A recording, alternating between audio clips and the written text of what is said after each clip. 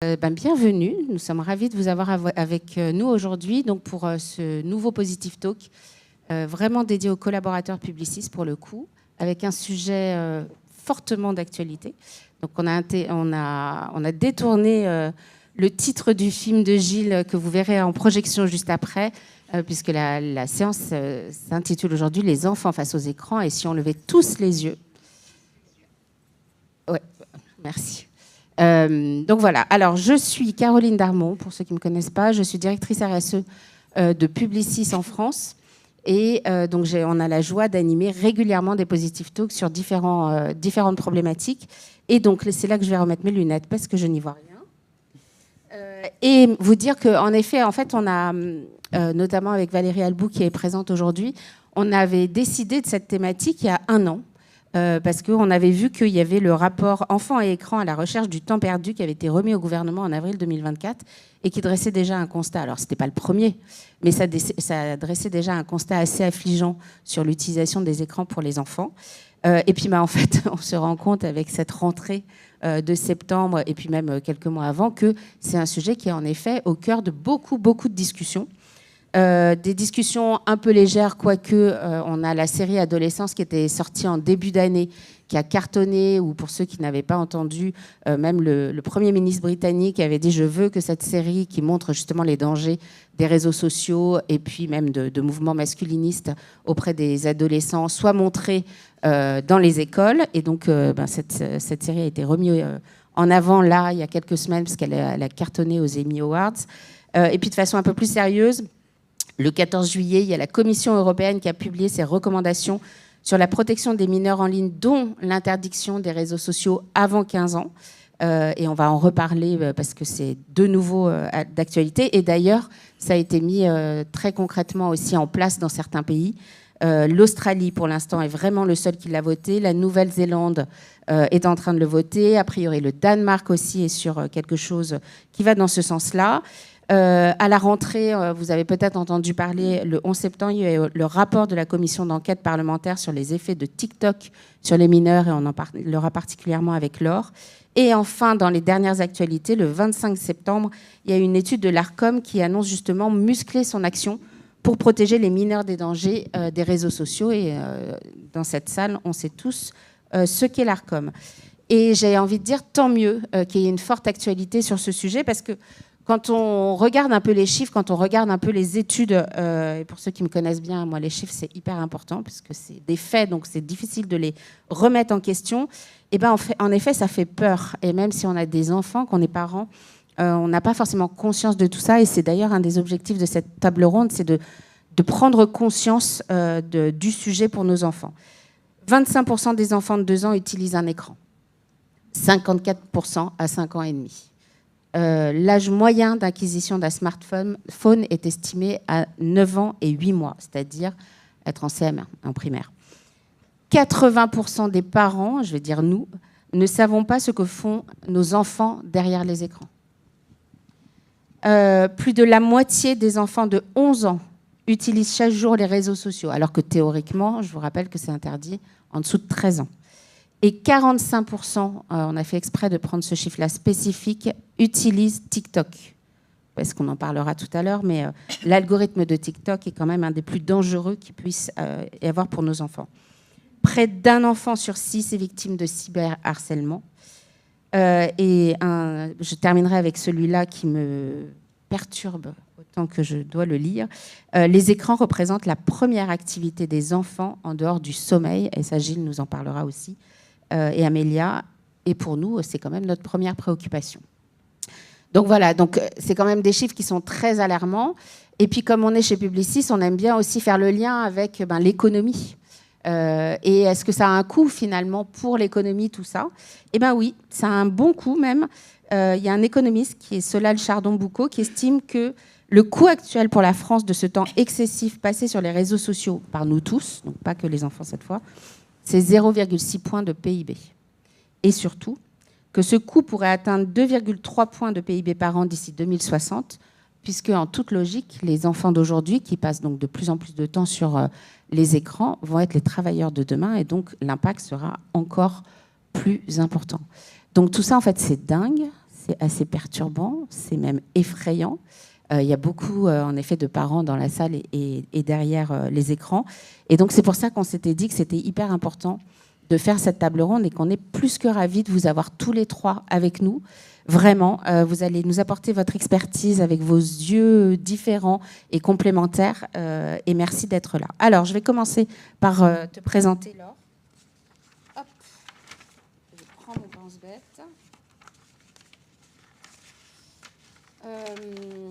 Alors, Laure, on va se tutoyer parce qu'en fait, on se connaît un petit peu. Donc, tu es avocate au bureau de Paris. Voilà. Excuse-moi. Tu es reconnue en effet particulièrement pour ton expertise sur la défense des mineurs, notamment en ligne, contre la pédocriminalité et toutes les formes de cyberharcèlement. Tu as fondé le collectif des victimes des réseaux sociaux et de leurs familles, Algos Victima, qui lutte pour la responsabilisation des entreprises, notamment des réseaux sociaux qui développent des algorithmes nuisant à la santé des mineurs. Et on t'a beaucoup vu dans les médias depuis 1 an et demi à peu près, et notamment dans ce documentaire qui est hyper intéressant, En prise numérique, 5 femmes contre les Big Five. Merci d'être avec nous. Je continue avec vous, Amélia. Vous êtes spécialiste dans l'éducation au numérique et l'enfance. Vous êtes aussi entrepreneur et fondatrice de Coloris, on va en parler, entreprise de formation au numérique pour les enfants. Et vous êtes aussi auteur du livre Les écrans, ça s'apprend.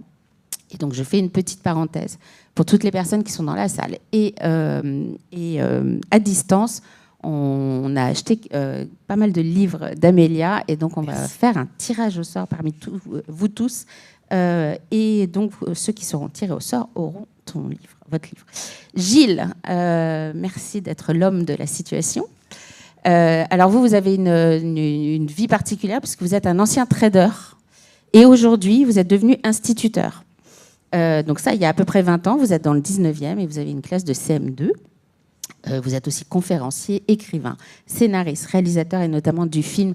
Et vous avez amené le livre « Et si on levait les yeux » qu'on va voir ensemble tout à l'heure et qui est extrêmement riche en effet en enseignement pour nous éclairer dans l'école aussi. Comment l'école peut aider dans cette problématique, parce qu'on se pose forcément tous la question, mais qu'est-ce qu'on fait en tant avec quel rôle suivant les différents parties prenantes qui sont autour de ça. Et justement, Gilles, je vais commencer par vous. Donc aujourd'hui, vous êtes en effet instituteur à mi-temps, donc au plus proche des enfants. Pourquoi est-ce que vous vous êtes intéressé à ce sujet? Quel a été le déclic? Est-ce qu'il y a eu un événement déclencheur? Et par la suite, quel a été votre constat sur l'évolution de l'utilisation des écrans par les enfants et surtout les conséquences que vous avez vues sur eux à l'école? Alors oui, on peut dire qu'il y a un événement déclencheur, mais si on y réfléchit bien, c'est un peu pour nous tous. C'est ce qui s'est passé pendant le Covid, c'est-à-dire le fait qu'on soit tous à la maison et que la médiation numérique devienne notre lien au monde, et pour les enfants aussi. Et les enfants de CM1, CM2 étaient prémunis globalement des écrans. Il y avait déjà des smartphones qui étaient donnés, mais ça n'a rien eu à voir. Il y a eu un avant et un après. En 2021, mes élèves ont commencé à me dire « Maître, vous pouvez venir m'aider, j'arrive pas à le dire ». Et ce mot m'a vraiment marqué, parce que c'est un de mes chevaux de bataille, c'est que sur les écrans, on va en parler beaucoup. Il y a des choses qui sont très connues, le problème de l'attention, de la concentration, de la mémoire, le goût de l'effort, le harcèlement, évidemment, tous les contenus auxquels ils sont exposés et qui peuvent les traumatiser. Mais il y a un angle mort, selon moi, c'est l'érosion du langage. Je l'éprouve en tant que professeur et comme je voyage beaucoup avec ce film un peu partout en France à la rencontre d'autres publics, d'autres professeurs, c'est le même constat partout. Donc, à tous les niveaux, ils constatent une érosion du vocabulaire, mais plus sérieusement encore, de la capacité argumentative, formuler sa pensée, arriver à la détailler, etc. Les raisons, elles sont multiples, mais je voulais juste en donner pour les partager, parce que cette prise de conscience est pour moi nécessaire. Je suis touché également, je suis parent aussi. C'est que les temps langagiers dans la famille se réduisent, et parfois dramatiquement. C'est simple, ces outils, là c'est pour déculpabiliser tout le monde, même si vous n'êtes pas sur des réseaux, même si vous ne jouez pas à des jeux vidéo, vous avez un flux de communication continu et exponentiel, chaque année plus que l'année d'avant.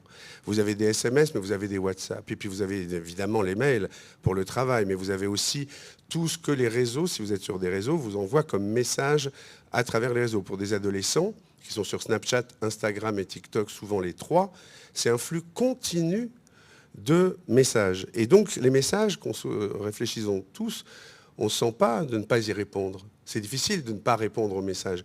Donc c'est comme ça qu'on revient sans arrêt à l'objet, sans parler du fait que c'est un vrai couteau suisse. De ce fait, tout le monde est dessus, dans la famille. Alors si en plus il y a des réseaux et des phénomènes addictifs, c'est encore pire. Et les moments d'échange langagier avec l'enfant se réduisent. Moins de parents lisent l'histoire, ont le temps de lire l'histoire le soir. Lire l'histoire, c'est enclencher l'enfant vers la lecture. Et c'est quelque chose qui est très frappant quand je vais parler avec des enfants, parce que je fais des projections avec les enfants et on parle après, et ils disent tous ce sentiment de solitude qu'ils vivent chez eux. Enfin, pas tous, mais beaucoup. Et particulièrement ceux qui sont beaucoup sur les écrans. Ils disent oui, mais moi, voilà, mon frère, il me dit dégage, je suis sur mon jeu, mon père, il dit il a autre chose à faire, et ce sentiment de solitude, voilà. Tout ça, c'est pour vous dire que pour apprendre à parler, il faut parler.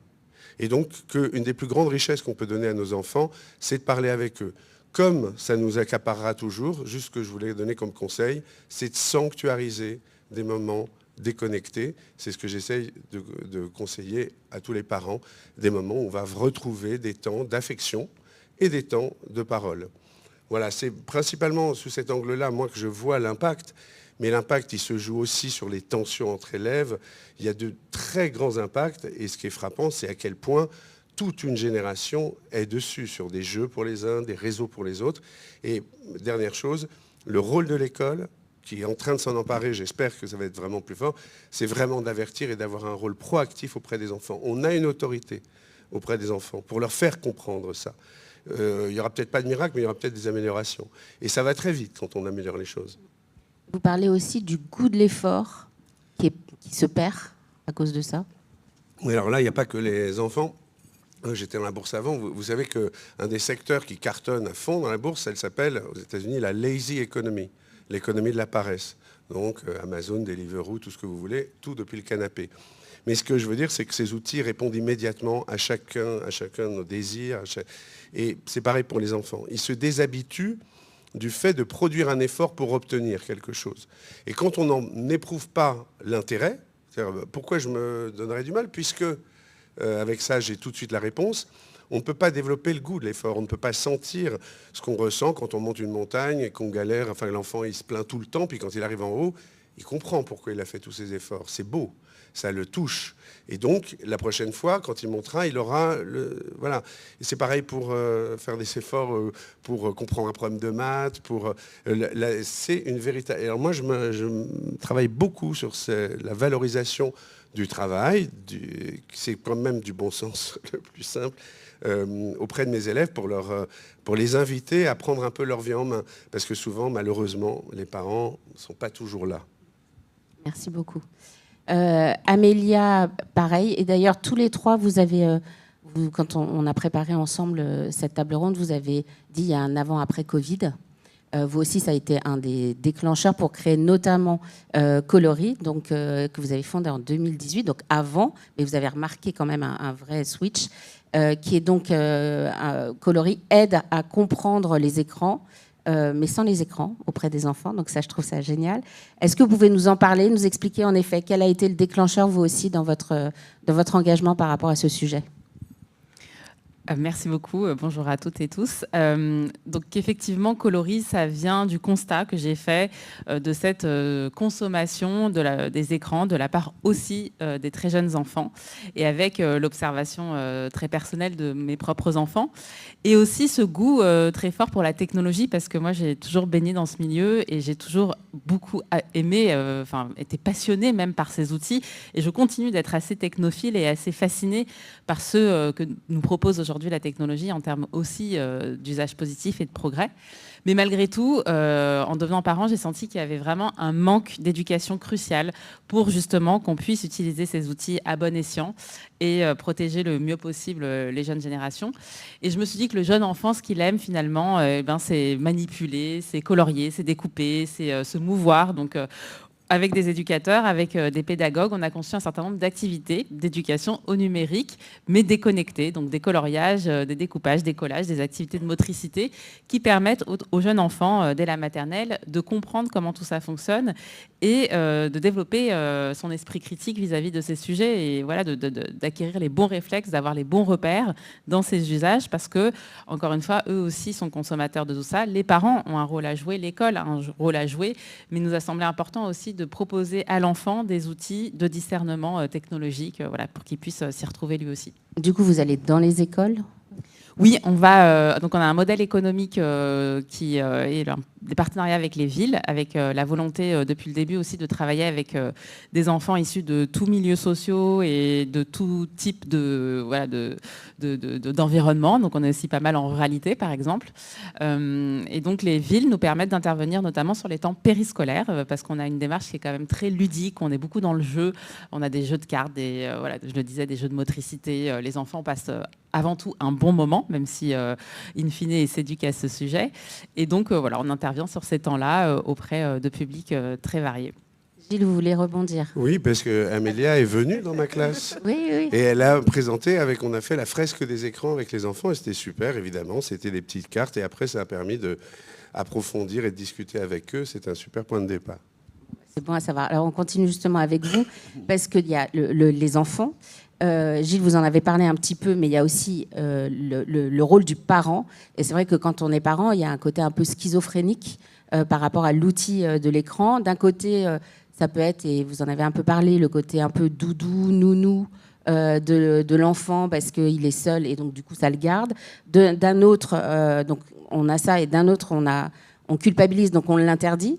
Donc du coup voilà, ça peut être aussi un sujet de moments très tendus dans les familles, de culpabilité, et pour autant vous dites qu'en effet le rôle des parents est bien entendu crucial et vous les avez inclus vous dans votre démarche. Racontez-nous. Oui, on peut, quand on est enseignant, c'est beaucoup plus difficile quand on n'a pas les parents avec nous. Les parents sont absolument cruciaux dans l'éducation d'un enfant, ça va sans dire. Les parents, ils sont dans cette situation de culpabilité et elle est assez contre-productive, globalement. Vous savez, c'est la phrase dans Le Petit Prince du buveur. Hein. On est tous un peu accros à nos écrans. Et le buveur, quand il lui dit « Mais pourquoi tu bois ?» Il dit « Pour oublier quoi ? Que j'ai honte. Honte de quoi ? Honte de boire. » Et souvent, on mésestime le caractère totalement automatique et automatisé du fait de prendre cet écran, parce que tout passe par là aujourd'hui. Et de plus en plus, année après année, de plus en plus de choses passent par là. Et c'est pour ça que j'essaye de faire prendre conscience aux parents de la nécessité, je l'ai dit, mais de sanctuariser ces moments, parce que si on ne les prend pas, ils nous les volent. Ils nous volent notre temps, on le sait tous. Alors surtout, on en parlera, mais vu la puissance addictive actée, enfin addictive, oui, on pourrait dire, enfin, très, très accaparante des réseaux, mais aussi des jeux vidéo qui sont conçus aujourd'hui avec des récompenses de tous les côtés, avec des choses qui vont arriver dans une minute, donc l'enfant attend. En fait, le mot d'ordre, j'ai entendu récemment une conférence là-dessus de la Silicon Valley, sur ces plateformes, c'est l'engagement, engagement. L'engagement de nous tous dans tous ces processus. Et donc, si on n'en sort pas, si on ne décide pas, en fait, il y a une part de discipline. Et pour un point très important, c'est l'autorité. L'autorité des parents qui, souvent, se sentent un peu démunis parce que l'enfant leur échappe avec ces outils. Mais il est très important d'asseoir l'autorité très tôt par rapport à ça. C'est-à-dire de faire naître la frustration sans discussion pour l'enfant, parce qu'en fait, il s'habitue à s'apercevoir qu'il survit très bien quand il n'y a plus tout ça, sans parler du temps qu'on peut passer avec lui. Mais on n'a pas toujours tous du temps. Il faut aussi que l'enfant apprenne à s'ennuyer. Et que l'ennui est un facteur majeur de langage même. Parce que quand on se parle, quand on s'ennuie, et d'ailleurs on peut même se poser des grosses questions spirituelles, on peut vraiment évoluer d'une certaine manière. S'il y a un jeu qui nous abreuve ou un réseau qui nous envoie des vidéos tout le temps, on n'a pas ça. Donc voilà, comme on disait, c'est une prise de conscience, mais aussi de l'action. Il faut prendre des décisions, il faut décider qu'au moment du repas, de 7h à 8h30, plus personne n'aura d'écran. Et puis après, chacun reprend le sien. Il ne s'agit pas de les éliminer. Ce n'est pas comme la cigarette, on ne peut pas arrêter. Mais voilà, il s'agit de trouver un modus vivendi pour sanctuariser, garder ces moments-là. Et aussi potentiellement les aider avec des outils. Et notamment, Amélia, donc dans votre dernier livre, Les écrans, ça s'apprend, vous donnez pas mal de trucs et on en parlera pour les parents, pour les aider à déculpabiliser. Et nous, on aime beaucoup votre boussole de la consommation des écrans. Est-ce que vous pouvez nous l'expliquer ? Oui, merci. Alors, je rejoins tout à fait Gilles sur ce besoin d'autorité et j'ajouterais que cette autorité ne peut s'asseoir que sur l'exemplarité aussi parentale. C'est-à-dire que c'est très compliqué de dire à son enfant « arrête avec ton écran » si soi-même on est en train de scroller. Voilà, on perd toute crédibilité. Et effectivement, j'ai quand même voulu dire dans ce livre qu'il faut réussir collectivement à discerner les mauvais usages des bons usages des écrans parce qu'il en existe. Et finalement, il y a aussi sur ces plateformes, sur ces réseaux, quantité de trésors éducatifs, de podcasts, de documentaires comme celui de Gilles. Enfin, voilà, il y a aussi beaucoup de contenus très intéressants et d'usages du numérique qui peuvent être vraiment bénéfiques pour nos enfants. Malheureusement, hélas, aujourd'hui, la plupart des usages sont absolument délétères. Et donc, je pense aussi qu'il y a la nécessité de réussir à amener nos enfants vers ces usages plus bénéfiques. Et donc, j'ai fait effectivement dans le livre un petit outil qui est un peu le Yuka, finalement, de la consommation des écrans. Si j'arrive à le retrouver, je vais pouvoir... Ah, voilà, il est juste là. Je vais pouvoir vous le présenter. L'idée, c'est de passer sur le gris d'une boussole des différentes situations d'usage du numérique qu'on peut observer dans les familles. Donc typiquement, on va avoir des situations qui sont problématiques, mais des situations qui s'avèrent aussi bénéfiques. Donc il y a par exemple, je ne sais pas, comme situation problématique, qu'est-ce que j'ai mis Élise, 18 mois, qui regarde des dessins animés sur son smartphone, enfin sur un smartphone, pendant le petit déjeuner tous les matins pour rester calme à table. Voilà, c'est des situations qu'on peut observer. Évidemment, c'est problématique et on va regarder pourquoi. On va regarder l'âge, on va regarder le contenu, le contexte, la durée et le cumul. Et là, on va s'apercevoir qu'effectivement, eh bien, c'est complètement problématique. Mais à contrario, je mets un autre exemple d'une autre petite fille, Louise, 4 ans, qui regarde un film d'auteur jeunesse avec ses parents sur grand écran le dimanche matin pendant 1h30. Et ben là, on voit que c'est une situation qui est bénéfique. Ses parents sont à côté, ils ont choisi ce film, qui est probablement un film qui est bien fait, voilà, avec une intention artistique tout à fait louable. Les parents vont pouvoir commenter, vont pouvoir légender, apporter justement cette valeur de langage par rapport au film. Et donc, on voit bien qu'on parle à chaque fois d'un écran, mais on ne parle pas du tout de la même chose. Et voilà, il y a des usages qui ne se valent pas du tout, quoi. Et là aussi, vous êtes d'accord tous les trois pour dire qu'en effet, l'idée n'est pas de bannir les écrans et de les enlever complètement, mais en effet de bien choisir les moments, les contenus, etc. Vous les... Je réagissais à vos 80% des parents qui ne savent pas ce que fait leur enfant sur écran. C'est-à-dire qu'il y a vraiment une nécessité de les éduquer, de partager ce qu'on aime. On parle d'un film qu'on aime, il n'y a rien de mieux que ou une activité. Tout ce qu'on aime, c'est ce qui va toucher le plus fortement l'enfant. Et réellement, on a besoin de ces temps-là. Moi, dans le livre aussi, je donne plein de possibilités, non seulement des jeux, évidemment des livres. On en parlera, mais les livres, quel moyen de remplir le temps utilement pour un enfant. C'est le secret de la réussite de la plupart de mes élèves, je tiens à le dire. Mais il y a aussi des films fabuleux. Éduquer l'œil de l'enfant. Après, mon fils hier m'a dit, Roblox, regarde comme c'est moche. Roblox, tout le monde est sur Roblox. Hein. Il y a des jeux. Et voilà, c'est important d'être proactif dans l'éducation. Et je pense que l'éducation elle-même, c'est-à-dire l'école, elle aussi, doit s'emparer du sujet parallèlement. Alors là, on a vu avec vous deux donc, un aperçu de les enfants, les parents, comment est-ce que ça se passe. Toi, Laure, pour le coup, donc, tu es avocate. Souvent, malheureusement, les familles viennent te voir, ou les enfants, j'allais dire quand c'est trop tard ou pas loin d'être trop tard. Et donc, toi, tu as créé le collectif Algos Victima. Est-ce que tu peux, pareil, nous raconter pourquoi cet engagement, comment ça s'est passé, ce que tu fais concrètement tous les jours, Et puis après, on parlera aussi des avancées de la loi, parce que les parents, l'autorité des parents, comme vous le disiez, elle est importante. Mais c'est vrai que quand il y a une loi aussi qui encadre, ça aide les parents à s'appuyer sur quelque chose. Bon, ben voilà, là, de toute façon, la loi, elle dit, donc c'est comme ça. Oui, alors d'abord, merci de m'inviter. C'est toujours très enrichissant pour moi d'entendre d'autres soldats, si je puis dire, de ces sujets-là, qui puissent aussi nourrir ma pensée et me permettre de phosphorer encore et encore sur ce que je travaille avec les parents. C'est intéressant parce que ça fait le pont. En fait, le travail de nous trois, à mon sens, peut vous donner une vision assez complète de ce qui se passe aujourd'hui. Et quand on parle effectivement du rôle central des parents, évidemment qu'il est central, mais pour ça, il faut des parents qui soient conscients de ce qui se passe. Et le chiffre que tu as donné tout à l'heure, Caroline, 80% des parents ignorent ce qui se passe et ce que regardent les enfants sur l'écran. C'est quelque part la synthèse de ce que je fais aujourd'hui. Souvent, j'ai un peu des images visuelles comme ça et je leur dis, voilà, imaginez-vous en fait vos enfants qui rentrent dans un magasin. Vous n'y avez pas accès, vous ne savez absolument pas ce qui s'y passe, vous ne savez pas qui ils rencontrent, comment. De toute façon, vous n'y avez pas accès, donc vous ne pouvez pas surveiller quels sont les adultes qui les côtoient et comment ça se passe, quelles sont les interactions sociales entre eux.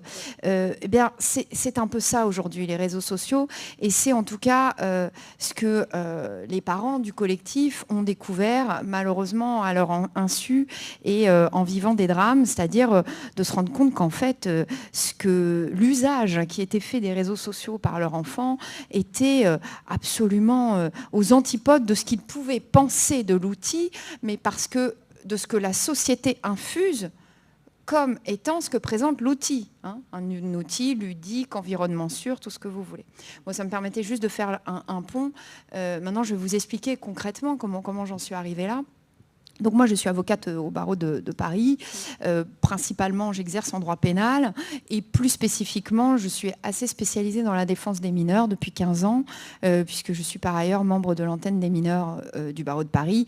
Donc en fait, je suis appelée, si vous voulez, à défendre les mineurs devant le tribunal pour enfants, cour d'assises des mineurs, etc., etc. Et aussi devant le juge des enfants, lorsque ces enfants-là sont placés. Donc la minorité, c'est quelque chose que je connais beaucoup.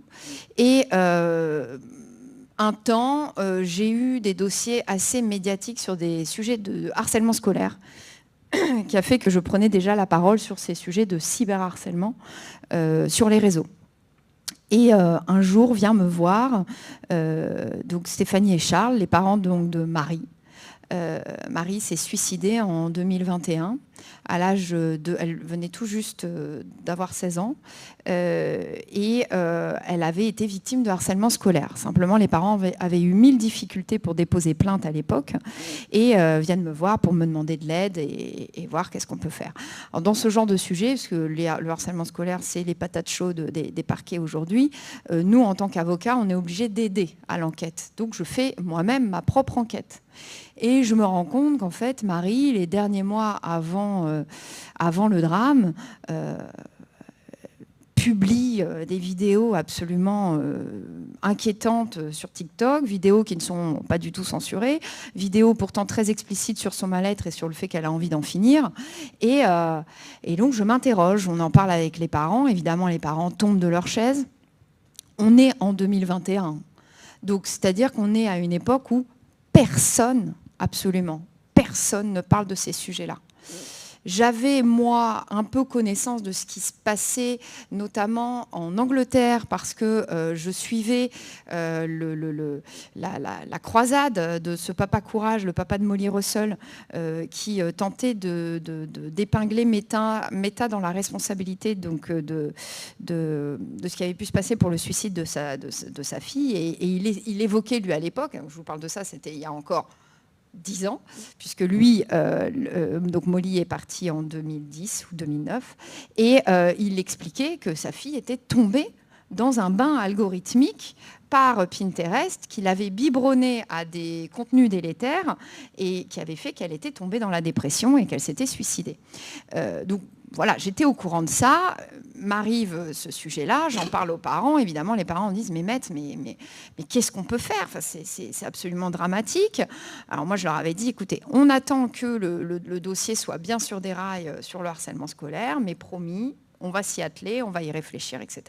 Et c'est ainsi que je dépose plainte contre TikTok pour provocation au suicide et propagande des moyens de se donner la mort en septembre 2023.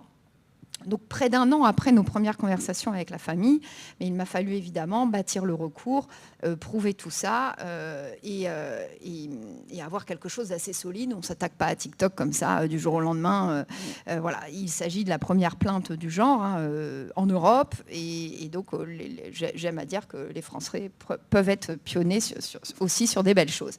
Il se trouve que de là suit un retentissement médiatique assez incroyable en France, en Europe et aux États-Unis, si bien que, bénéficiant de cette large couverture, à partir de là, un flot continu de parents ont commencé à m'écrire au cabinet, maître, voilà ce que moi j'ai vécu, voilà ce qui s'est passé pour mon fils, voilà ce qui s'est passé pour ma fille, si bien que je me rends compte qu'en fait le lièvre que j'avais sorti était quelque chose d'assez criant et en tout cas de suffisamment universel pour en faire quelque chose.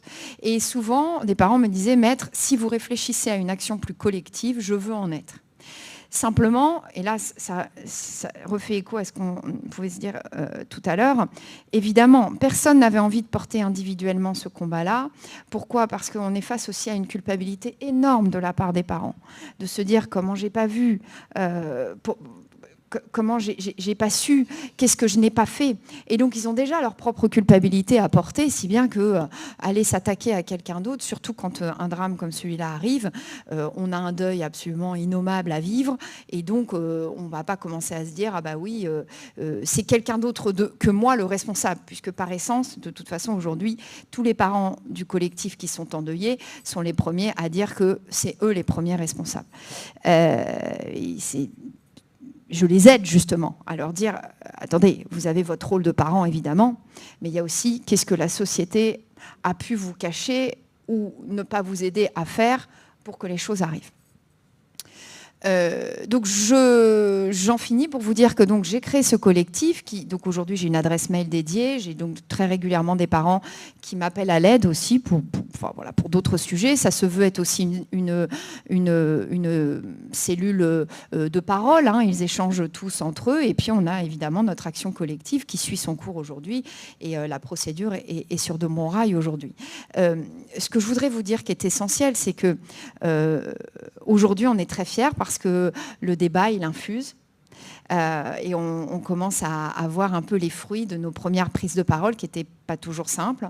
Je peux vous assurer que je n'ai pas eu que des journalistes bienveillants face à moi, qui avaient plutôt envie de réduire notre démarche à celle de quelques fous ou alors des sceptiques du digital ou des antiprogressistes, un petit peu tout, plutôt que de se dire, mais attendez, l'idée aujourd'hui et l'ambition, et tu as raison Caroline de le dire, et je pense qu'on ne cessera jamais de le redire, l'ambition n'est pas de vivre en arrière et de ne pas accepter tout ce que aussi les réseaux sociaux et ce développement digital nous a donné.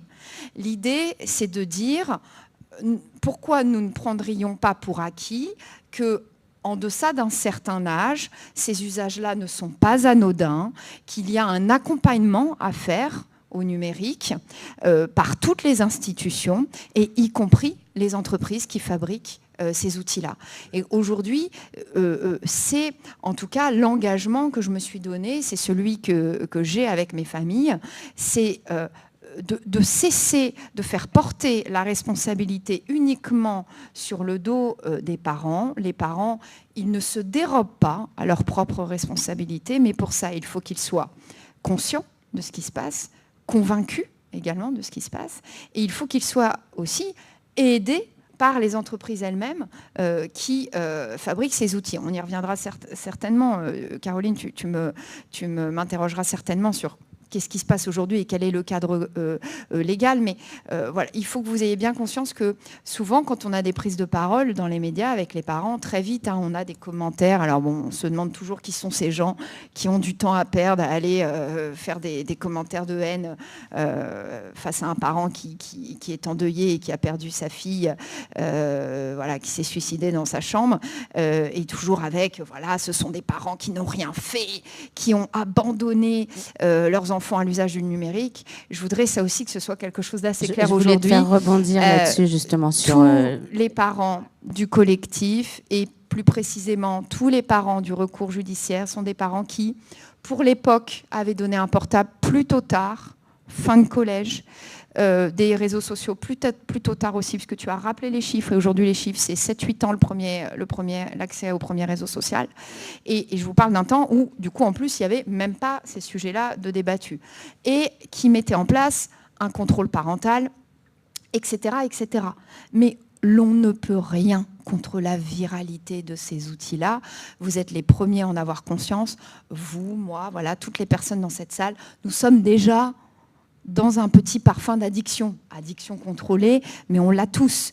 C'est le tempo aujourd'hui de notre société. Voilà, c'est faut sans arrêt, on rafraîchit nos mails, à qui on n'a pas répondu, etc. Ce que vous avez dit tout à l'heure, qui est très très juste, c'est j'ai un jeune qui m'en a parlé il y a peu de temps, en disant que pour lui c'était une charge mentale quand il allait rallumer le portable du nombre de messages sur Snapchat, etc. auxquels il devra répondre. Eh bien, nous sommes tous pris un peu dans ce bain-là, et donc imaginez-vous, et j'en termine, promis Caroline, mais ça c'est le risque quand on invite un avocat. Je sais. Imaginez-vous un enfant qui du coup déjà biologiquement n'est pas apte à recevoir tous ces stimuli neurologiques. Donc nous, majeurs, face à cette addiction, imaginez-vous un peu ce que c'est pour un enfant de 10, 12, 14 ans. Voilà, j'en termine. Gilles voulait Non, mais c'était pour réagir, rebondir dessus, et peut-être Amélia justement sur les stimuli tellement tôt, et donc au niveau des enfants. Oui, mais ce que je voulais rappeler, parce que je fais pas mal d'interventions avec soit des primaires, des élémentaires, mais aussi des collégiens, et donc je vois ce qui marche, et donc quand je leur parle des réseaux, un des trucs qui marche, c'est que je leur dis, il faut quand même que vous réalisiez, prenez conscience que l'algorithme n'a rien à faire de votre santé mentale, que si vous allez mal, c'est pas son sujet, il n'est pas du tout programmé pour ça, et même si vous allez mal parce qu'il vous envoie des contenus que vous dormez plus, l'algorithme est content. Il est content si vous ne dormez plus.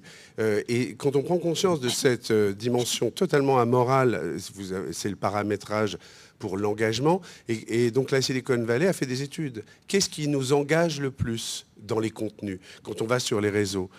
La peur, la colère, l'indignation, voire le sexe, mais ou tout ce qui est de cet ordre-là. Ça, ce sont des contenus qui vont engager. Tout ce qui est émotionnellement fort. Mais surtout, ce qui va déclencher, c'est délétère sur le plan social, sur le plan psychique. Il y a des contenus qui sont véritablement délétères, comme vous le dites. Et l'autre aspect que je voulais souligner, parce que celui-là, il est vraiment de plus en plus souligné aussi, mais il est fondamental, c'est une forme de rupture empathique.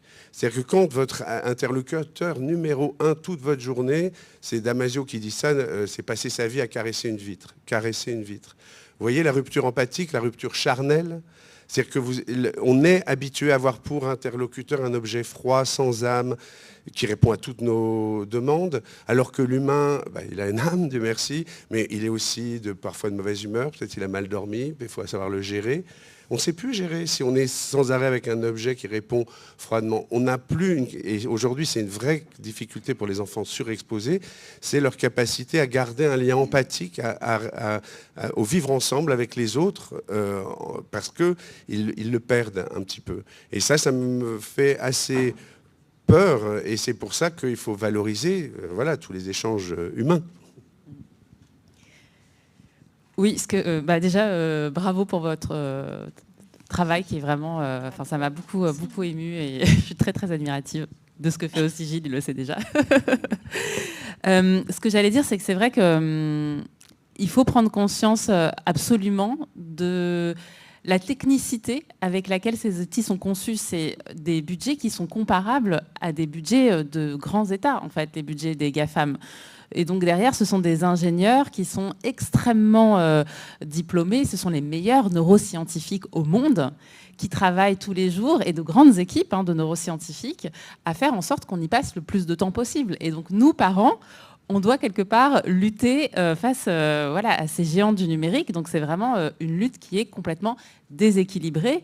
Et finalement, je crois qu'une des réponses les plus puissantes à apporter à tout ça, c'est l'éducation, effectivement. Et donc, décrypter avec nos enfants, mais nous aussi, parce qu'on est très peu éduqués, même nous adultes, à ces sujets, quelles sont ces mécaniques qui sont mises en place par ces grands neuroscientifiques, tout ce qui est effectivement récompense aléatoire, scroll infini, surstimulation, et éduquer nos enfants à reconnaître ces différentes techniques pour s'en affranchir et éviter d'en devenir effectivement esclaves, même si, encore une fois, vous avez tout à fait raison, nous, déjà adultes, on a énormément de difficultés à se réguler. Alors imaginons des cerveaux aussi vulnérables que ceux de nos enfants. Ouais.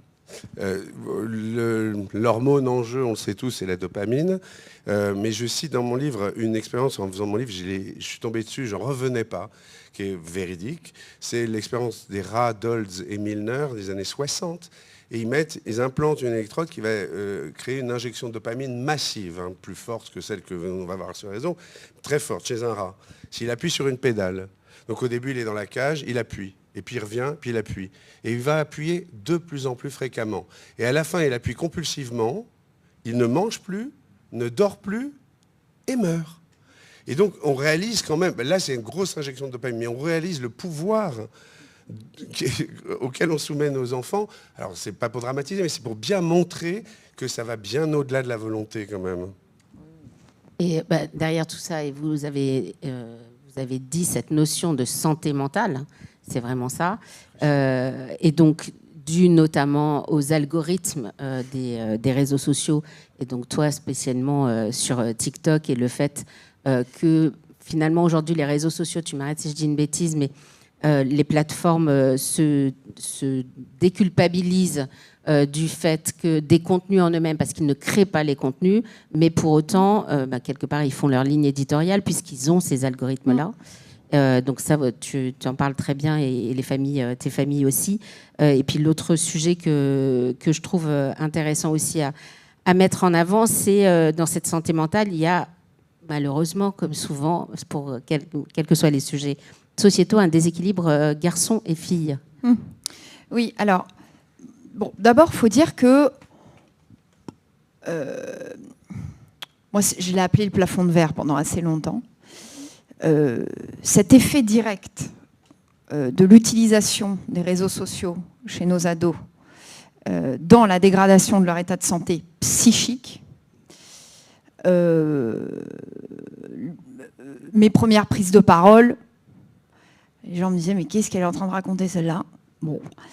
On a commencé à avancer, et aujourd'hui, il me semble que ça commence à devenir acquis. Bon, en tout cas, la commission parlementaire TikTok sur les effets psychologiques de TikTok nous a évidemment bien aidés, après les 96 heures d'audition, et qui l'a dit aussi, et que c'est un débat clair. Moi, je n'ai fait que le constater sur le terrain, si vous voulez, hein, de la souffrance mentale que ça a pu être. Mais il y a encore très peu de temps, c'était pas vraiment quelque chose de très audible que de dire que nos jeunes souffrent psychiquement de l'utilisation des réseaux sociaux. Pourquoi ils en souffrent ? Pour deux raisons. L'addiction en elle-même, bien sûr, le scrollage infini, le fait que l'outil, de toute façon, est fait de façon telle qu'il est là pour vous accrocher. Si demain, Instagram, TikTok ne vous fait pas scroller à l'infini, ils n'ont plus qu'à fermer boutique. C'est la base de l'économie de l'attention. C'est ce que vous disiez très très bien, et à juste titre, tous les deux. Ils ont les meilleurs scientifiques pour créer l'outil le plus accrocheur. Et qu'est-ce qui accroche, évidemment ? C'est les contenus malaisants. Si bien que moi, ce que j'ai pu voir donc, à l'échelle de toutes mes familles, c'est que ce qui les biberonne, ça va être les sad girls, donc des filles qui pleurent donc devant, enfin face caméra, et qui se filment en train de faire ça. Déjà, ça dit beaucoup de l'état psychique de nos enfants. Ça va être effectivement des vidéos avec des petites phrases un peu accrocheuses pour dire voilà, demain c'est la bonne, j'en finis et j'en termine. Ça va être des tutos évidemment sur le suicide, sur la scarification aussi. Beaucoup de jeunes apprennent la scarification par l'ouverture de leur compte réseaux sociaux, alors qu'ils n'ont développé aucune souffrance dans leur chair, mais parce que c'est un trend. C'est-à-dire que là, on a tout l'effet dévoyé d'un outil qui est censé être ludique, mais qui, du coup, mis au service de contenus néfastes, eh ben, ça devient glamour, ça devient super chouette de parler du suicide et de la scarification et des troubles alimentaires et tout ce que vous voulez. Bon, mais ça me paraissait important de le dire. Ouais, donc, alors, l'hébergeur de contenu. Sur ce sujet, les plateformes te disent mais on modère. Voilà. Donc, depuis 10 ans, ces entreprises-là ont pu se développer de façon tout à fait légale et sans avoir de compte à rendre à personne. C'est quand même les seules entreprises qui n'ont aucun compte à rendre à personne. Toutes les entreprises du CAC 40, toutes les autres entreprises ont des règles de droit avec la compliance et consorts qui fait qu'aujourd'hui, elles ont des comptes à rendre. Elles n'ont aucun compte à rendre. On est sur une espèce de boîte noire, voilà, qui fait qu'elles se sont développées aisément. Pourquoi ? Parce qu'on a considéré qu'elles hébergeaient du contenu. Donc, comme elles hébergent du contenu, elles se lavent les mains du contenu lui-même. C'est comme ça que s'est créée la section 230 aux États-Unis, et nous, on a le même équivalent, on a le même corpus législatif équivalent dans l'Union européenne et qui irradie tous nos droits internes. Pour dire quoi ? Pour dire ces sociétés-là, elles sont le vecteur circulant d'un contenu qui n'est pas le leur. Donc les responsabilités s'appliquent sur les éditeurs eux-mêmes des vidéos, mais pas sur eux. Sauf que ça pouvait encore tenir au temps des blogs. Aujourd'hui, c'est fou de raisonner ainsi. C'est-à-dire que nous avons des entreprises qui, évidemment, ont créé un produit de ce contenu, puisque du coup, elles ont créé l'algorithme qui pousse tel contenu plutôt que tel autre. Donc, elles ont une initiative tout à fait active et proactive sur le contenu qu'elles vont privilégier. Eh bien, pour autant, aujourd'hui, en tout cas, la dynamique législative est de considérer, vous voyez, tous ces contenus dont je vous parlais tout à l'heure, les tutos sur le nœud à faire pour la corde, quels sont les médicaments à prendre à dose létale, etc. Eh bien, qui va être considéré comme légalement responsable du contenu, ça va être le jeune qui a publié cette vidéo-là. Et en rien, la plateforme, TikTok ou Insta, ou les autres d'ailleurs, Snap, etc., qui aura favorisé sa diffusion. Il y a peu de temps, on m'a rapporté, on a réussi à le faire effacer grâce à un signalement Pharos, mais il n'empêche que le signalement TikTok n'avait rien donné. On a eu un suicide en live d'une jeune fille et qui avait déjà cumulé 10 000 vues. Mais pourquoi ça a cumulé 10 000 vues ? Mais c'est parce que le système en lui-même fait qu'en privilégiant les likes, on va favoriser telle vue plutôt que telle autre, et parce que ce contenu-là est favorisé. Aujourd'hui, par contre, le constat est clair. Bon, et ben, pour autant, on pourrait considérer que légalement, l'entreprise n'est pas responsable. Et c'est ça que nous, on est en train de travailler. En tout cas, moi, mon recours judiciaire, j'ai estimé qu'on n'avait pas à appliquer la notion d'hébergeur de contenu et que dans nos grands principes de responsabilité, à partir du moment où je peux faire valoir qu'ils ont vu ça sur l'outil et que ça n'a pas été régulé et qu'eux-mêmes, dans leur charte, disent « Venez à moi, soyez sans crainte, je crée un environnement sûr et sain pour vos enfants », la logique de la responsabilité civile doit s'appliquer. Mais il est bien clair qu'aujourd'hui, tous les défenseurs des entreprises, et j'aurai ça très probablement en défense, en tout cas d'infuser, sera de me dire « Ah oui, mais maître, non, nous aujourd'hui, nous sommes des plateformes d'hébergement. Rappelez-vous de Portmanov. Comment on en arrive à l'affaire Portmanov ? Parce que Kik ne régule absolument pas les chaînes qu'il abrite. Et pourquoi ? Parce que la loi lui permet aujourd'hui d'être hébergeur de chaînes de stream sans avoir à regarder ce que les chaînes elles-mêmes font. Voilà. C'est la dynamique de l'hébergeur de contenu. Et sur la modération, parce que je vous invite, pour ceux qui ont un petit peu de temps, où le sujet intéresse vraiment, à regarder justement les auditions de cette dernière commission. C'était passionnant et donc moi j'ai notamment regardé les auditions des familles et du coup des réseaux sociaux et du coup en effet ils disent mais non mais on modère dès qu'il y a le mot suicide etc.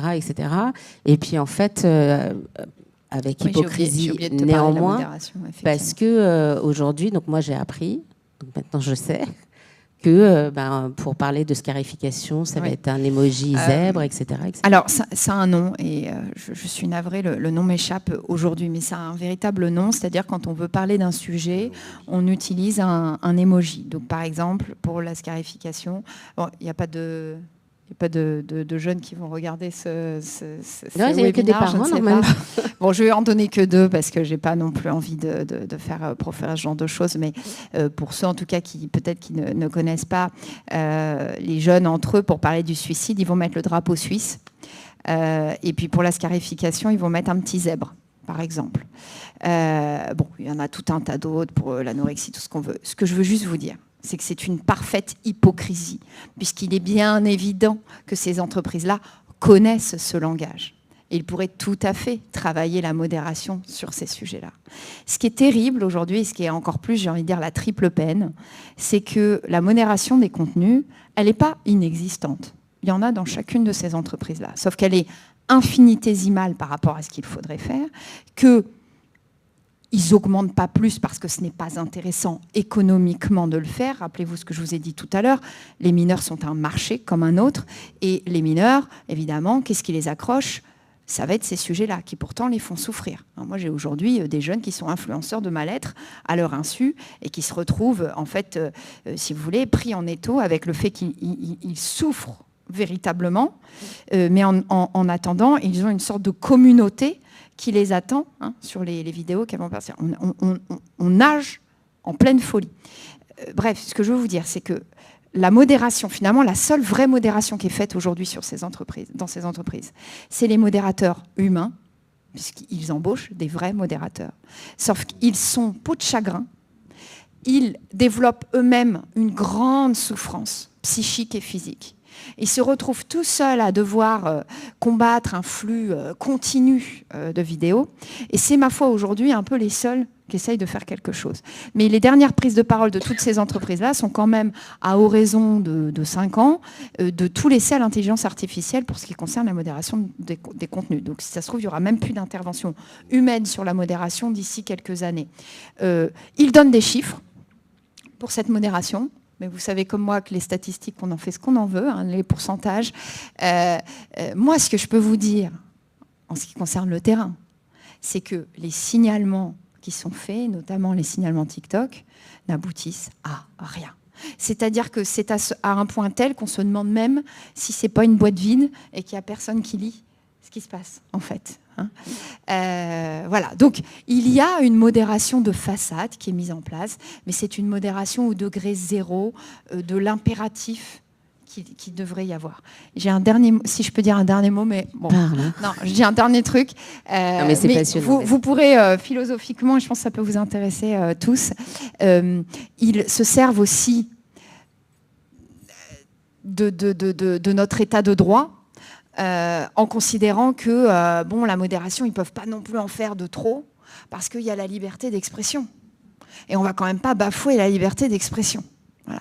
Et donc, je tenais quand même à le dire que, rapidement, ce que je dis toujours, c'est que dans toutes nos démocraties, c'est un combat de liberté fondamentale, et qu'à un moment, c'est très bien la liberté d'expression, mais quand on est noyé par des contenus délétères, de toute façon, votre jeune n'aura même pas la possibilité de voir les bons contenus. Donc, il ne pourra pas se faire même un esprit critique, développer sa propre pensée, puisque ce qu'on va lui déverser, c'est une poubelle numérique. Voilà. Donc, c'était juste un mot sur la liberté d'expression, parce qu'ils aiment beaucoup être les garants de la liberté d'expression, et c'est pour ça qu'ils modèrent peu. Donc, j'aime bien quand ils me font ce genre de leçons en tant qu'avocate. Voilà, j'en termine. Gilles. Oui, pour illustrer le cynisme de ces plateformes, en particulier TikTok, c'était Grégoire Borst, avec qui j'avais une conférence en commun, et qui racontait, il était membre de la commission présidentielle, qui avait quand même un certain statut. Ils ont interrogé TikTok pour savoir, vous savez que c'est interdit au moins de 13 ans, légalement, même s'il n'y a aucune contrainte, mais c'est interdit. Et donc, ils demandent à TikTok, vous avez combien d'utilisation de moins de 13 ans? Dites-nous. Et TikTok va répondre, mais on n'a pas d'utilisateurs de moins de 13 ans. Et ma fille peut me parler de jeune fille de 7 ans en train de montrer des vernis à ongles. Moi, je préfère celui-là et de faire la fille sandwich très, très jeune. Donc, il y a un grand cynisme. Ça, c'est indubitable de ces plateformes et peut-être plus encore de TikTok. La chose que je voulais ajouter, c'est l'idée du discernement. On voit bien que s'il y a un âge où il faut éviter les réseaux, c'est précisément dans le mal-être adolescent puissant, puisqu'on va rechercher un écho à ce malaise. On a beaucoup d'adolescents autour de nous où on voit qu'entre l'enfance, voilà, on se sent moins bien, enfin on sait tous que c'est une période pas évidente, et si on leur donne une chambre d'écho à tout leur mal-être, ça le démultiplie. Et la dernière chose que je voulais ajouter, c'est justement le discernement, parce que ma fille, qui a eu son portable en 4e, puis qui a été Instagram en 3e, elle a basculé. C'était une époque, maintenant elle a 22 ans, où on ne se rendait pas pleinement compte des enjeux. Et en fait, avec maturité a posteriori, elle me dit, j'ai appris par sauvegarde, à dresser mon algorithme. Et je pense qu'en termes d'éducation, on devrait, et tous, autant qu'on est, on devrait apprendre à dresser notre algorithme. C'est-à-dire s'empêcher de cliquer sur le contenu un peu débile, ou sur le contenu choquant. Par contre, le contenu qui concerne... Par exemple, elle m'a fait découvrir des bouquins de philo qu'elle avait découverts vers son compte Instagram, via des liens qu'elle avait faits, etc. Et elle a complètement éliminé tout ce qui n'a plus d'intérêt, mais parce qu'elle a la maturité pour le faire. On ne peut pas demander à un enfant de 13 ans de faire ça. Non, mais c'est ça. Du coup, la maturité pour le faire quand on est adulte, et quand on ne l'est pas, peut-être la loi, justement, qui aide. Oui. Et donc, en effet, l'Europe s'est dit favorable à une interdiction des réseaux sociaux de moins de 15 ans. Certains pays, comme la Chine, qui a créé TikTok, moi, j'aime beaucoup cet exemple, et qui s'est fait un propre TikTok, où donc interdit aux moins de 15 ans et avec un couvre-feu pour les 15-18 ans. Qu'est-ce qui peut se passer en France ? Oui, c'est vrai que ça, pour ceux qui ne le savent pas, c'est assez drôle de savoir que ByteDance a créé Douyin, qui est la version donc chinoise de TikTok, qui est une version avec utilisation à pas plus d'1 heure pour les mineurs par jour, couvre-feu numérique effectivement. Les contenus, je crois, aussi deviennent en noir et blanc au bout de trop de temps d'utilisation, etc. En gros, tout ce dont on rêverait nous aujourd'hui. Et qu'on apparaît fou à espérer. Mais du coup, c'est assez drôle de se dire... et d'ailleurs, soit dit en passant aussi, vous pouvez interroger tous les gens qui travaillent à la Silicon Valley, vous inquiétez pas, tous leurs enfants n'ont pas de portable en deçà d'un certain âge, pas de réseaux sociaux en deçà d'un certain âge. Donc, en général, les initiés de ces boîtes-là protègent leurs ouailles. Parenthèse étant faite, ce qu'il faut retenir, nous, aujourd'hui, en termes d'avancées législatives, effectivement, est dans les tuyaux une loi qui consisterait à interdire, qui serait une loi de principe, à interdire les réseaux sociaux en deçà de l'âge de 15 ans. Il est bien évident que ce serait une loi de principe, comme je vous le dis. On ne va pas mettre en place une brigade familiale qui va aller sonner aux portes de tous les parents pour aller vérifier ce qui s'y passe. L'idée, c'est quoi ? C'est de donner un cap éducationnel dans un sujet tout à fait nouveau, pionnier, où encore trop de parents sont peu conscients des dangers. Donc là, l'idée, c'est d'avoir une intervention législative pour faire passer l'information que les réseaux sociaux, c'est pas anodin, et qu'il y a plein de belles choses, et c'est sûr qu'on ne cessera non plus jamais de le rappeler, mais qu'il faut être apte à les utiliser. Et qu'en deçà d'un certain âge, nous n'en aurons que les effets catastrophiques. Cette loi, elle est en bonne avancée également en France. Alors, il faut savoir qu'il y a eu une initiative avec la loi Marcangeli en 2023. Été 2023, sauf que on n'a jamais eu le décret d'entrée en vigueur pour des raisons de délégation de ces sujets-là à l'Union européenne. Donc en fait, au dernier moment, l'Union européenne a dit ah non, mais vous, la France, c'est très bien ce que vous voulez faire, mais en tout cas, vous ne pouvez pas parce que ces domaines-là ont été délégués. Donc le bébé était repassé entre les mains de l'Union européenne, sauf qu'effectivement, mettre tout le monde d'accord à la table des négociations à Bruxelles, c'est fois 10 de temps. Mais du coup, il y a 3 mois, à l'été, la Commission européenne a donné le go à la France pour légiférer sur ce sujet-là. Si bien que je ne doute pas qu'une loi passera, du moins en tout cas une loi de principe, qui sera très bonne pour une chose, c'est arrêter cette pression qui est mise sur les parents et sur les jeunes d'ailleurs de manière générale à vouloir donner le smartphone, l'internet mobile de plus en plus tôt. Donc ça aidera à mon sens bon nombre de parents à dialoguer avec leur enfant pour dire oui mais regarde, maintenant la loi elle dit ça, donc ça veut dire que c'est pas non plus anodin, t'inquiète pas, tu auras les réseaux un jour mais pas encore tout de suite, etc., etc. Mais il y a évidemment le deuxième volet, c'est quid de ce que je vous ai dit tout à l'heure sur aller vers plus de responsabilité de ces entreprises qui hébergent du contenu, mais qui maintenant l'éditorialisent par le biais de la création de leur algorithme. Alors là, évidemment, le chantier, il est plus large, mais on avance. On avance. Il y a pas mal de débats. Même pour être allé à Bruxelles assez récemment, je sais qu'il y a en tout cas au moins 3 groupes qui travaillent à des propositions de loi pour améliorer le Digital Service Act, qui est déjà une première pierre sur ce changement législatif.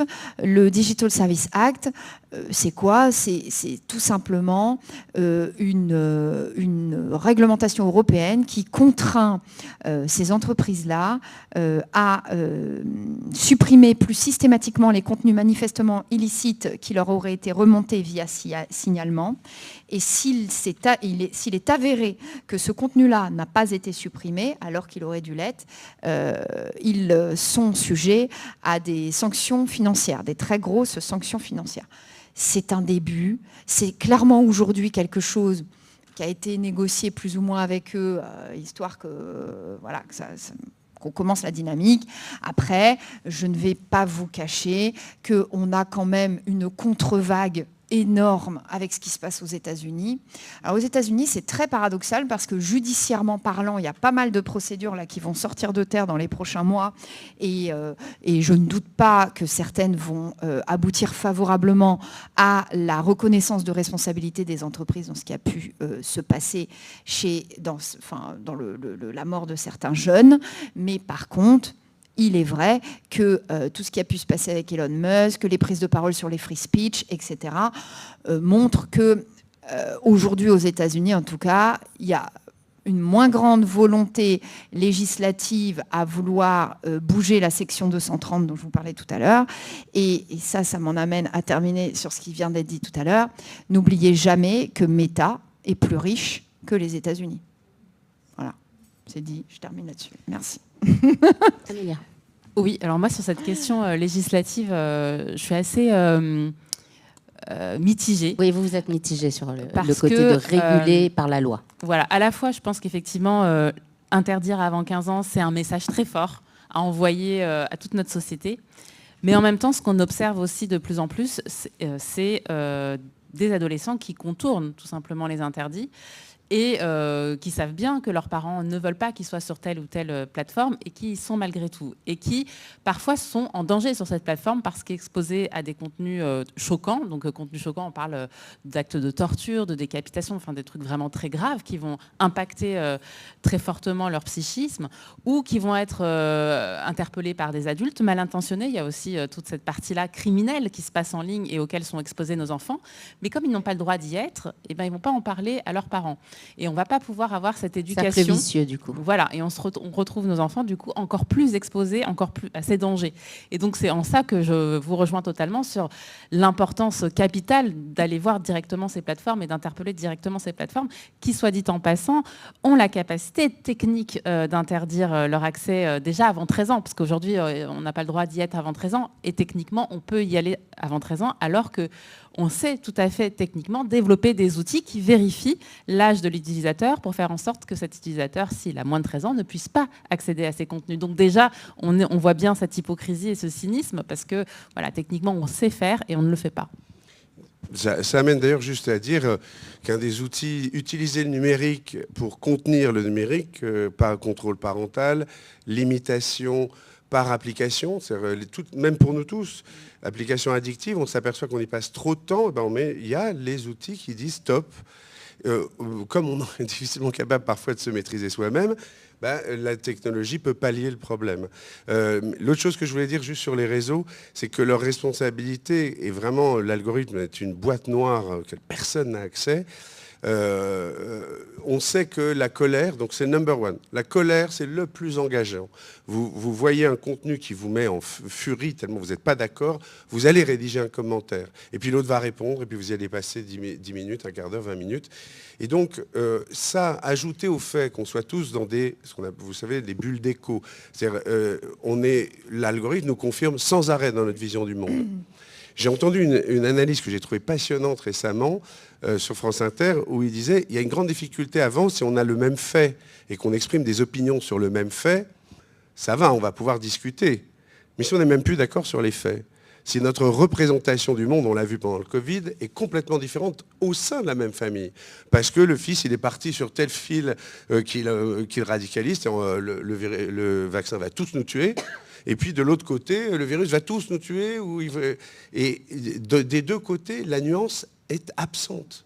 On sait bien que la vérité, c'est dans le débat contradictoire, mais qui aboutit à une forme de, si ce n'est juste milieu, de nuance.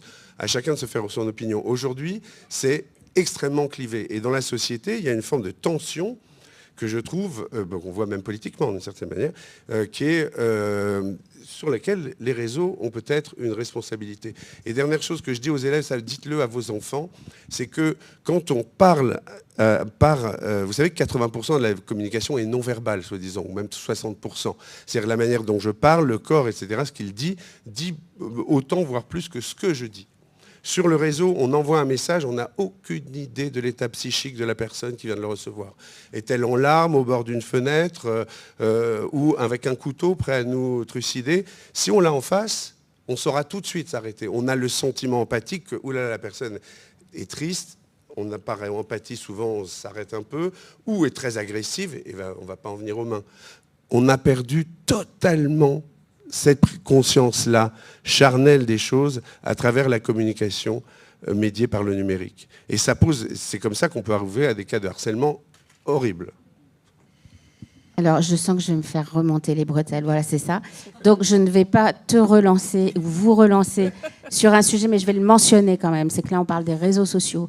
Mais nous, depuis un certain nombre de mois, voire années, il y a un mot qui est dans notre vocabulaire quotidien, qui est l'intelligence artificielle.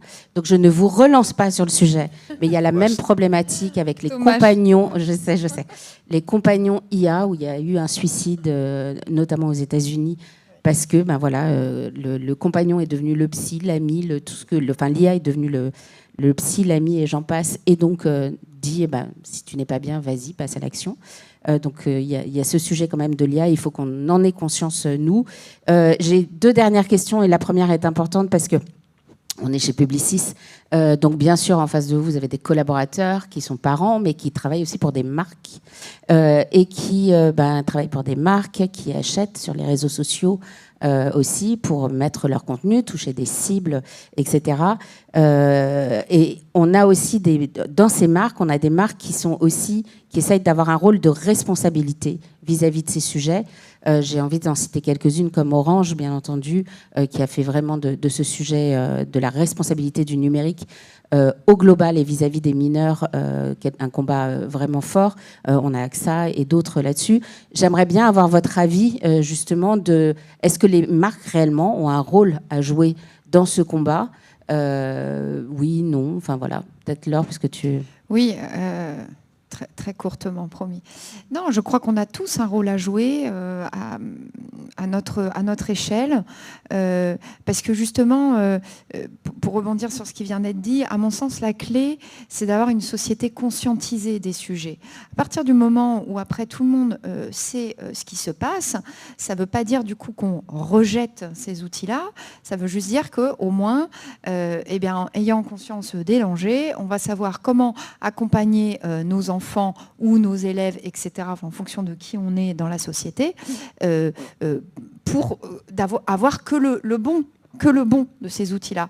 Eh bien, moi, les marques, je ne sais pas, alors, vous allez me dire que je suis vraiment bloquée sur TikTok et les Chinois, mais tout ce qui a pu se passer avec Chine, où je sais qu'il y a certaines marques qu'on dit qu'elles avaient décidé de partir du BHV eu égard à l'arrivée de Chine au BHV, moi, ça me donne un peu cet exemple-là, vous voyez, s'il y a certaines marques qui sont vraiment tournées, en tout cas, sur le monde de l'enfance, ou même de la petite enfance, parce qu'on voit les catastrophes de motricité, pour certains qui ont accès aux écrans trop tôt, eh bien, je me dis qu'effectivement, ça peut être leur rôle aussi de, parfois, choisir un vecteur de publicité plutôt qu'un autre, ou sinon, évidemment, de ne pas faire un challenge TikTok, je ne sais pas quoi, pour gagner en prix cadeau, je dis n'importe quoi, mais tel ou tel produit de telle ou telle marque qui est plutôt une marque pour le bien-être des enfants ou de la petite enfance, vous voyez. Bon, voilà. Après, c'est à mon échelle de cohérent. Oui. Ouais. Gilles. Comme le nerf de toutes ces entreprises, c'est l'argent, le profit, qui est jusqu'à ce qu'on en vienne un petit peu à commercialiser nos enfants dans cette logique-là. Je pense que les marques, c'est que tout ça, c'est de la publicité. C'est-à-dire le temps d'attention, c'est in fine pour passer de la publicité qui est valorisée. Si des marques commencent à mettre des conditions à leurs interlocuteurs des réseaux, moi, je veux bien continuer à publier chez vous et à faire de la publicité chez vous, mais attention. Là, il va falloir quand même, sur l'algorithme, alors je ne sais pas, mais il y a un pouvoir, c'est le pouvoir de l'argent. Leur force. Donc c'est le pouvoir du budget qu'on accorde à ces plateformes. Je raconterai juste une anecdote, mais pour se rendre compte de ce à quoi on fait face, j'ai un ami qui a une entreprise de canapés convertibles, chiffre d'affaires 7 millions d'euros, pas énorme. Quel est le budget de Google, Facebook et Insta? C'est 1,5 million. Sur un chiffre d'affaires de 7 millions, il est obligé de lâcher 1,5 million en publicité pour survivre, parce qu'on passe tous par le biais d'Internet pour aller acheter, même quitte à se déplacer après. Donc c'est juste, le pouvoir, il est là. Il est, selon moi, dans l'argent. Et puis après, on peut souhaiter, comme Orange, et ça c'est bien, des campagnes de pub pour faire prendre conscience, vous l'avez dit. Après, il peut aller aussi voir les gens de Publicis Média qui le conseilleront mieux sur l'utilisation des 1,5 million potentiellement vu ses cibles. Mais bon, Amélia. De mon côté, j'ai une expérience à relater avec Coloris, c'est-à-dire que notre modèle économique, effectivement, repose en partie sur la collaboration avec les mairies, les collectivités territoriales qui achètent nos ateliers, nos formations, etc. Mais on travaille aussi avec un certain nombre de grands groupes. Et le grand groupe qui soutient le plus, notamment la fresque des écrans, qui est un outil qui a été développé par Coloris, c'est Orange, qui s'est saisi de cet outil complètement déconnecté et assez... alors radical, je ne sais pas, mais honnête en tous les cas sur le constat qui est fait de la dangerosité de ces outils et des conséquences néfastes qu'on observe sur les enfants. Tout ça est écrit noir sur blanc, très documenté. On l'a fait avec une scientifique, Marie Danet, qui est docteure en psychologie, qui s'est spécialisée sur ces sujets. Et Orange, aujourd'hui, déploie la fresque des écrans dans les collèges, notamment, en formant ses collaborateurs à aller animer ces fresques des écrans. Ouais. Et le directeur général d'Orange récemment a fait une conférence de presse autour de l'offre lancée autour du Safer Phone et a nommé la fresque des écrans comme un outil d'éducation parentale et familiale pour éduquer collectivement à ces sujets. Donc, en tous les cas, force est de constater que oui, ces équipementiers qui mettent entre les mains des enfants l'outil qui permet d'accéder à tous ces contenus ont conscience quand même de la responsabilité énorme qui est la leur, quoi.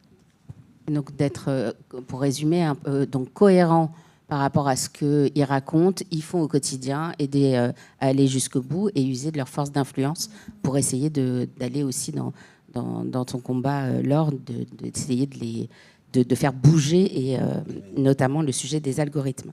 On va finir, parce que sinon je vais vraiment me faire engueuler.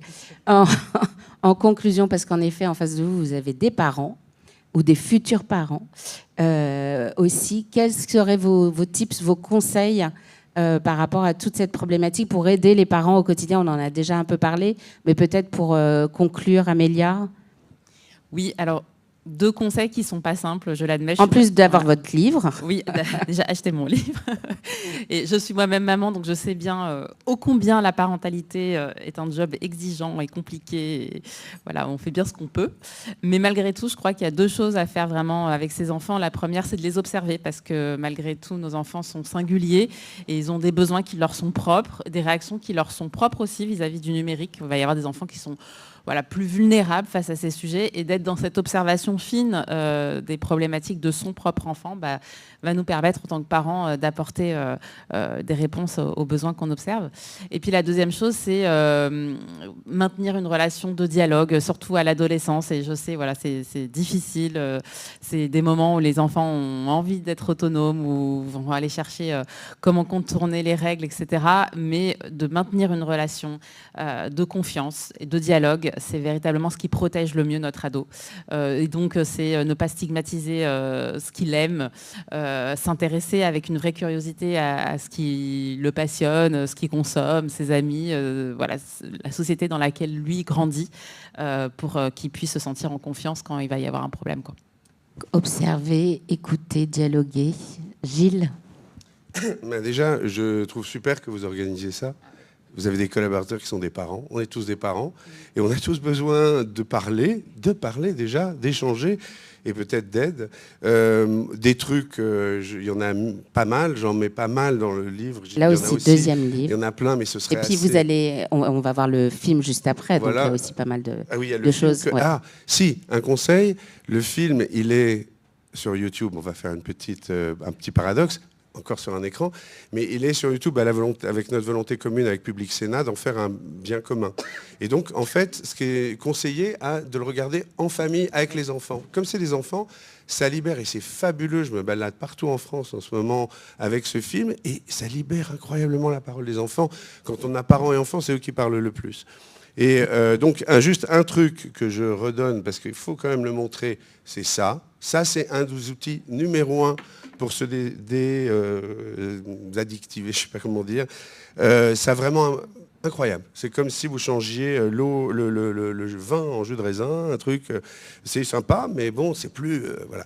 Et l'autre truc que je voulais vous dire, c'était juste conclure sur une anecdote. Quand j'étais dans la finance, j'ai été très marqué par le fait que j'avais un client que j'aimais beaucoup, qui était dans tous les grands conseils d'administration, et qui un jour, à déjeuner, vient me parler. Il était un peu sombre, et je dis, ça va pas? Il me dit, oui, j'ai parlé, on était en voyage, et ma fille m'a pris à part, et elle m'a dit, voilà, papa, je viens de réussir Centrale, je sais que tu es fier de moi, je suis content, je sais que tu m'as toujours aimé, mais la vérité, c'est que je te connais pas. Bon, et elle lui dit, t'étais jamais là. Bon, c'était conseil d'administration, quelqu'un qui travaillait à un niveau énorme. Et elle va lui lâcher cette phrase qui est monstrueuse, elle lui dire, et tous les millions que tu as gagnés, ça rachètera jamais les moments qu'on n'a jamais eus ensemble. Alors imaginez-vous, qui gagnait quand même des millions. Imaginez-vous le temps qu'on le consacre à lui, qui ne nous rapporte rien. Et c'est un moment où on se retourne et qu'on dit, je vous laisse imaginer, le temps que vous donnez à vos enfants, dans la mesure des possibilités de chacun, c'est l'héritage de votre enfant. C'est l'héritage de votre enfant. Parole, amour, c'est là que ça se passe. Bon, alors, je vais être... ils vont me détester. Il y a aussi un truc que vous nous avez dit très concret, que moi je me suis dit, mais oui, pourquoi? Parce qu'une des choses, c'est aussi de se dire... Quand nos enfants arrivent au collège, les devoirs sont sur Pronote & Co, donc l'écran est indispensable. Et vous nous avez dit, mais en fait, acheter un PC. Mais tous ceux qui s'intéressent à la chose disent, basculez. Là, c'est le pouce qui dirige tout. Il dirige tout avec des couleurs et on est totalement automatisé, on ne contrôle pratiquement plus rien. Il y a un clavier? Non. Il y a des mots vaguement.